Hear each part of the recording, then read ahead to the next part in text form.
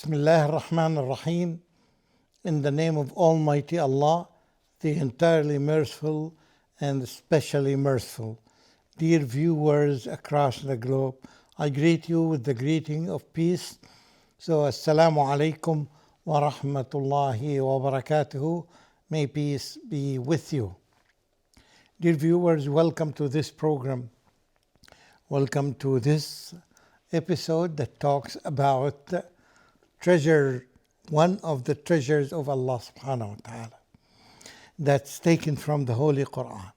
We referred to this in earlier episodes that every ayah, every sentence, every phrase, every word is considered in itself a treasure because it is part of what Allah subhanahu wa ta'ala, the verbatim of Allah. And this is something very rare and very valuable. It's not available in any other source. You can never find something similar to the words of Allah subhanahu wa ta'ala. Only in the book of Allah subhanahu wa ta'ala we have this opportunity to find the exact words of Almighty Allah. Unchanged, unaltered. No, nothing has changed them.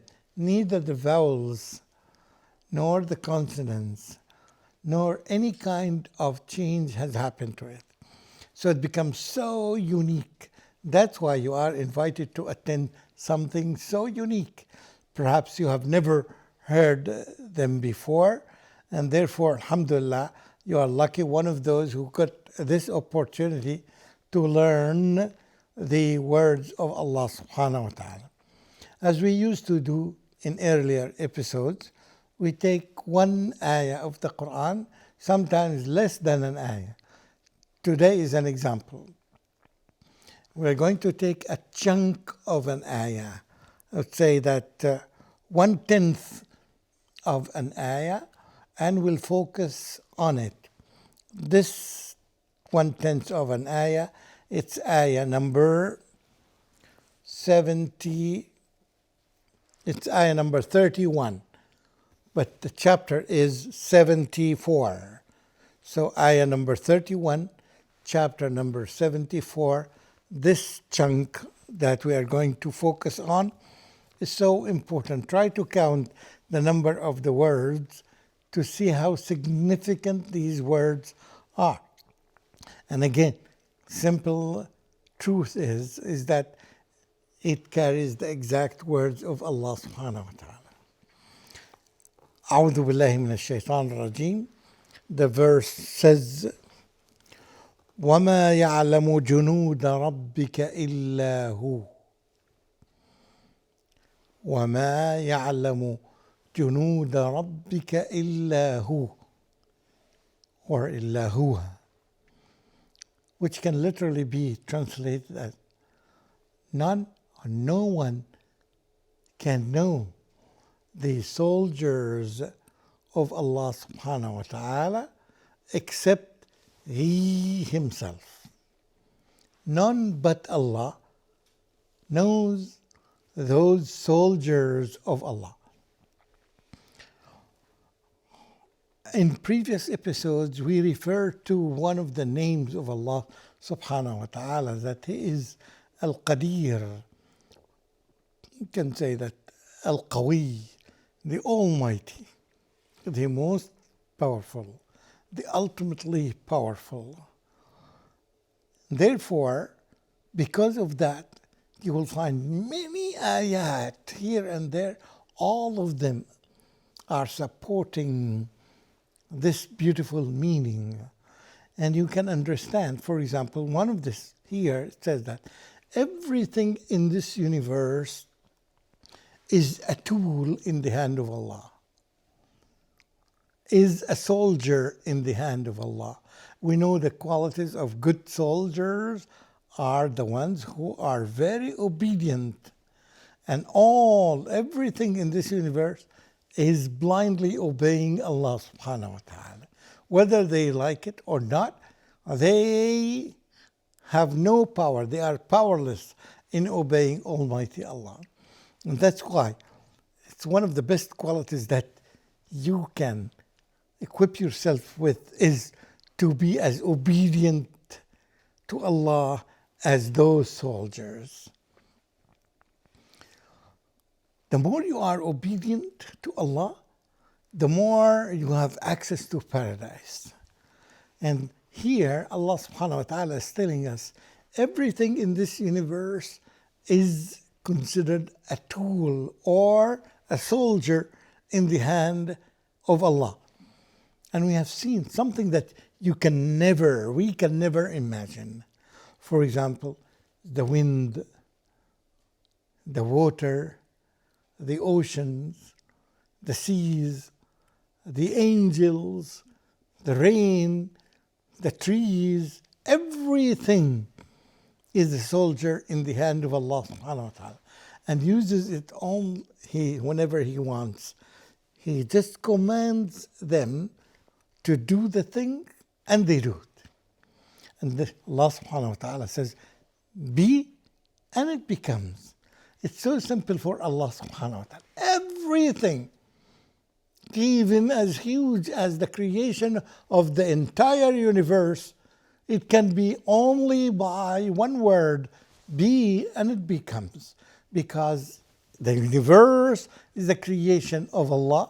So Allah subhanahu wa ta'ala uses it as a soldier, an obedient soldier.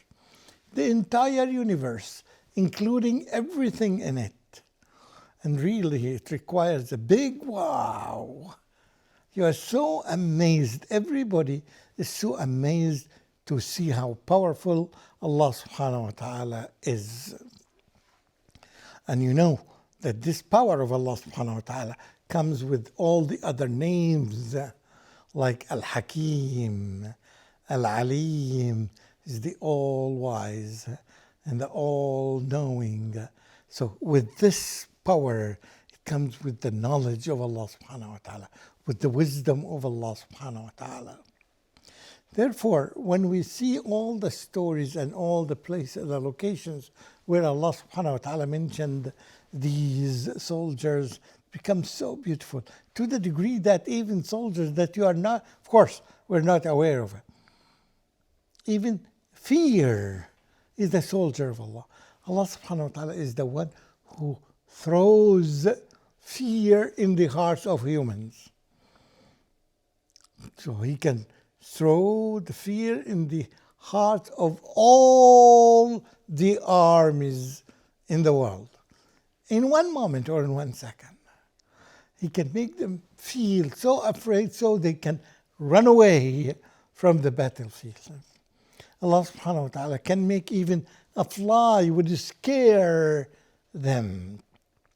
So anything even that looks powerless, but it may be stronger than humans. And this is a very important lesson here, in particular, that humans who are so proud or so arrogant of their powers or their skills or their abilities, it's not that. You are still a soldier in the hand of Allah.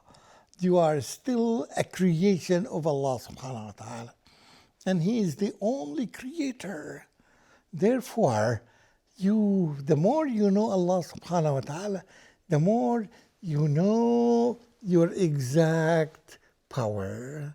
And you would know, you humble yourself in front of Allah subhanahu wa ta'ala because you worship Him and you get your power from Allah subhanahu wa ta'ala. Therefore, all the time, every moment, you learn something about Allah subhanahu wa ta'ala. Or you remember something about Allah subhanahu wa ta'ala. It reminds you of the things that we forget because naturally we are humans and we forget. We need to be reminded by all these ayats.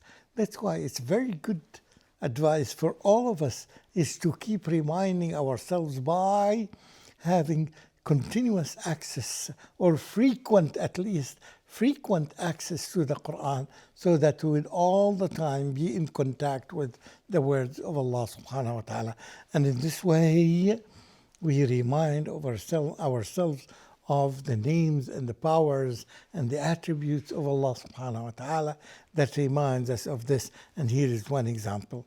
Just if you focus on this and you see the stories that came through the entire Quran and try to highlight where Allah subhanahu wa ta'ala used some of his soldiers as powerful tools for all of us. And you will find it in the stories of the prophets, in the stories of the previous nations, in everything around us. We will find a mention directly or indirectly to one of those powers or to one of those soldiers. And in this way we can expect, what is the lesson here? Is that everything around you is the soldier of Allah. And you can link it with the other verse, like this verse that says, فَأَيْنَ تَذْهَبُونَ? Where would you go? Can you run away from Almighty Allah? Can you conceal yourself? Can you hide yourself? Can you do something without the knowledge of Almighty Allah? The answer is no, of course not. And if this is the case, when we know that Allah subhanahu wa ta'ala is watching us and is observing us and is controlling everything in this universe, we surrender ourselves willingly because of the quality of the knowledge that we knew about Allah subhanahu wa ta'ala.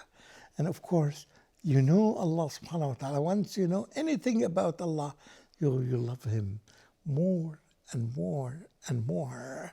This love that comes from the bottom of our hearts is the one that really plays a great role in our iman of Almighty Allah, His power. Because if someone is not powerful, how would you respect him? How would you obey him? Because all the time, the Satan would tell you, you can run away from him. You can hide yourself from him. You can go to some places where you can run away from him. He cannot see you. And this is impossible. And this does not apply to Almighty Allah. That's why when you know Allah subhanahu wa ta'ala, and when you see the images and the portraits that had been drawn by people about their lords, you will see the big, huge difference, and you will never ever think like they think.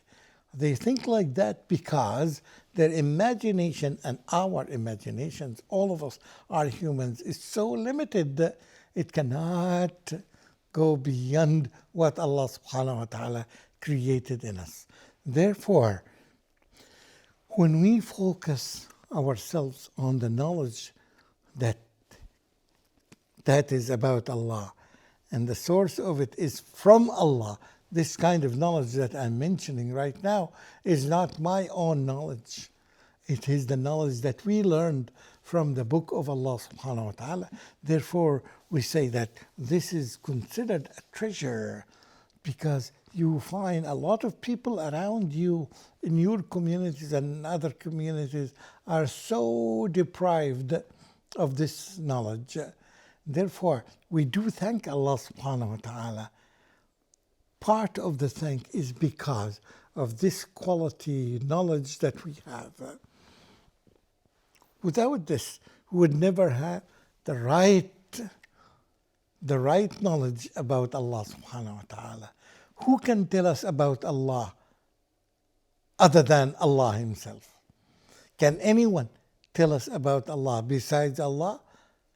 We would say, no, at all. Not at all. We learn about Allah either through His own words, directly in the Holy Quran, or through His revelation to the messengers of Allah.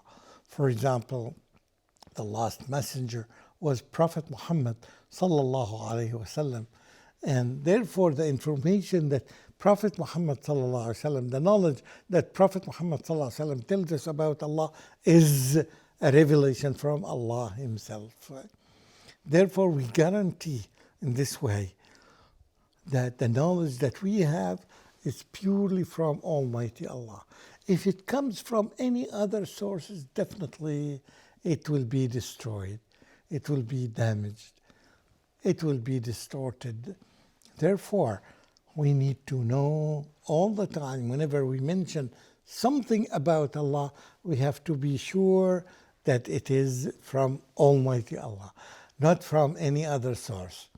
And in this way, we guarantee that the quality of the knowledge in our minds and hearts is so pure that is not touched and distorted and disrupted by other sources.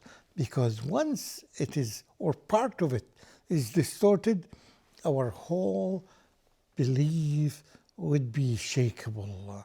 And this is something that usually the enemies of Allah subhanahu wa ta'ala try to do, to distort the knowledge of the people when they say about Allah. It's something that's so dangerous that when people are not aware of that danger, when they say something out of nowhere about Allah, about the Almighty Allah subhanahu wa ta'ala, وَأَن تَقُولُوا عَلَى اللَّهِ مَا لَا تَعْلَمُونَ. And this is one of the tasks that's done, one of the functions that's done by the shaitan, by the devil, by the jinn. One of the things that they try to do, that they motivate you, they encourage you to say something out of your own information about Allah. This is one of the greatest sins that humans do, when they say something out of nowhere, out of no basis at all, without any solid proof about Almighty Allah. And in this way, the kind of knowledge that they have is distorted day after day and is damaged. And that's why it's all the time you have to be on the safe side by avoiding speaking at all about Almighty Allah if you don't have any solid knowledge about the matter. Because some people like to talk and talk and talk. And this is usually a danger, a threat to those people who particularly are so fluent and they love to be outspoken. They love to speak nonsense and nonsense and nonsense just to fill the time or just to show off that they are capable of being fluent. But this is the danger that they may commit, or the error that they may commit, is that they say something out of nowhere about Almighty Allah. We do thank Allah subhanahu wa ta'ala for giving us these guidelines, and we do all the time continually ask Him to give us His support and His help to all of us until we die and we meet Him on the Day of Judgment. Ameen. Wassalamu alaikum wa rahmatullahi wa barakatuh.